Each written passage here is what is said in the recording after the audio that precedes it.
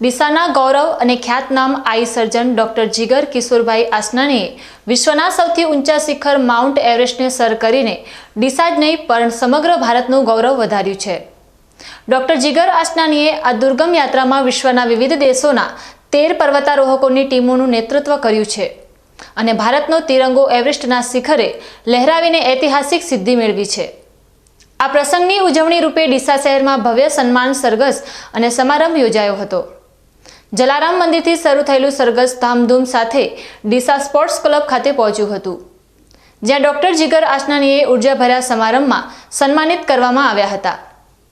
અત્યંત પડકારજનક અને 1.5 માસ લાંબી યાત્રા બાદ સફળ થયેલા માત્ર 7 પર્વતારોહકોમાંથી એક ડોક્ટર આસનાની એવરેસ્ટ વિજય ટીમના કેપ્ટન તરીકે ઉમદા નેતૃત્વ કર્યું હતું। આજે યોજાયેલા તેમના આ સમારંભમાં ડોક્ટર જીગર આસનાનીએ તેમના અનુભવો શેર કરતા જણાવ્યું કે એવરેસ્ટ પર ચઢાણ પૂર્વ દક્ષિણ અમેરિકાના પર્વતો પર તૈયારી તરીકે ટ્રેનિંગ લીધી હતી અને આ સફળતા પાછળ દ્રઢ નિશ્ચય અને ટીમ વર્ક મહત્વપૂર્ણ રહ્યા છે। આ સમારંભમાં શહેરના અગ્રણીઓ તેમજ તબીબો, વેપારીઓ, સામાજિક સંસ્થાના આગેવાનો અને નગરજનો ઉપસ્થિત રહ્યા હતા। મારો આ પ્રવાસ, મારી યાત્રા 2 એપ્રિલે ભારતથી શરૂ થઈ હતી અને એની પૂર્ણાહુતિ કાલે રાત્રે થઈ છે।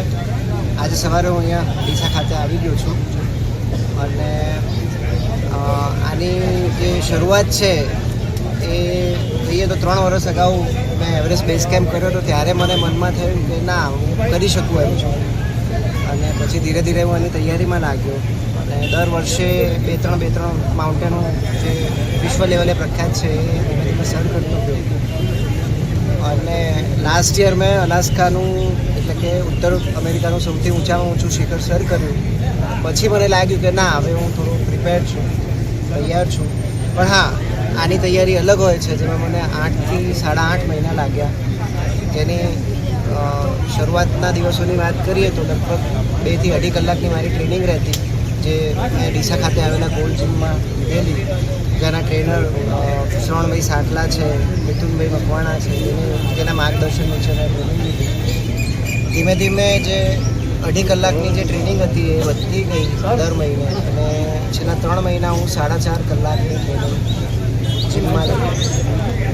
સાથે ડાયટનું પણ એટલું ધ્યાન રાખવું પડતું, સાથે પોઝિટિવ મોટિવેશન એટલે કે નેગેટિવ વિચારો ના આવે એની માટે સારી સારી પુસ્તકોનું વાંચન કરવું અને ધીરે ધીરે છેલ્લા 1.5-2 મહિના હું એકાંતમાં જ રહેવાનું મેં ચાલુ કર્યું। જોવા જઈએ તો 4 થી 5 મહિના, છેલ્લા 1.5-2 મહિના તો બિલકુલ હું એકાંતમાં જ જતો રહ્યો, જેથી હું બીમાર ના થઈ શકું અને મને ખ્યાલ હતો કે ત્યાં મારે એકલા જ રહેવાનું છે।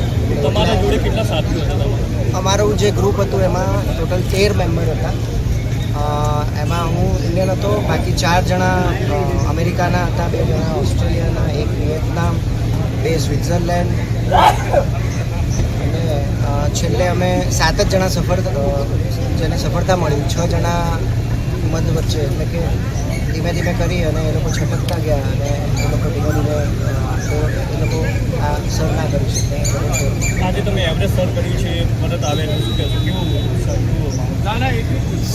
અહીંયા આવીને બહુ વધી ગયો છે। ત્યાં હતો એટલે એકલો હતો એટલે બહુ ખ્યાલ નહોતો આવતો કે મેં શું એચીવ કર્યું છે, પણ અહીંયા આવ્યા પછી બધાનો સહકાર, પ્રેમ અને એ જોઈ અને મને લાગ્યું કે ના, ખરેખર મેં બહુ ગૌરવપૂર્ણ કામ